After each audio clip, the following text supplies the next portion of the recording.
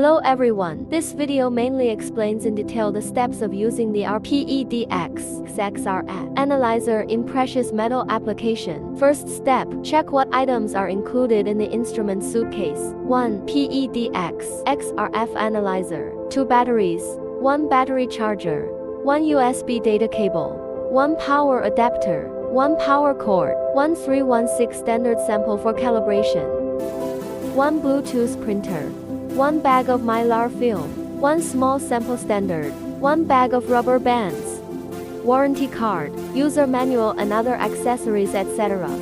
Second step, next, insert a battery in the instrument and fasten the battery cover.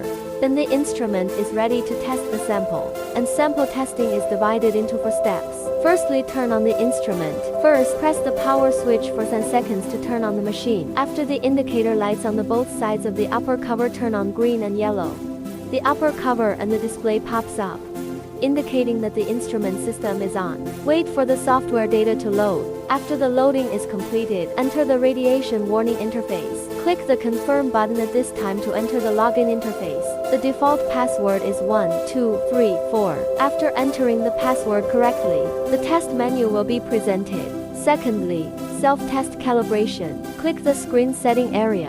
Click the self-test option to enter the self-test interface. Please make sure to lift the cover up before click the self-test button.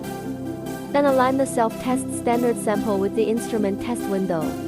Then close the upper cover. Click OK to self-test, and then wait quietly for a few seconds. When the self-test is completed, the high-voltage radiation lamp turns off, and the self-test is successful will appear on the screen.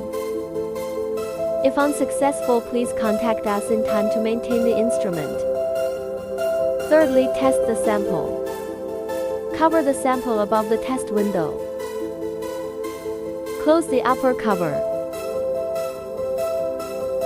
and select the appropriate test mode. Here we take precious metal mode as an example. Click the camera button at the interface to see the real-time image of the sample to assist small-size samples in aligning the test window. Just click the green test button and wait for several seconds until the test ends.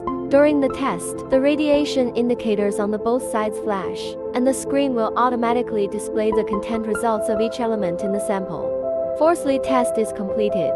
After the test is completed, the instrument will automatically save the test data according to the data serial number. Fifth, print the test report. Return to the data interface. Click on historical data and classify the measured data by year and month. If you need to export, you can select the data format you want to export.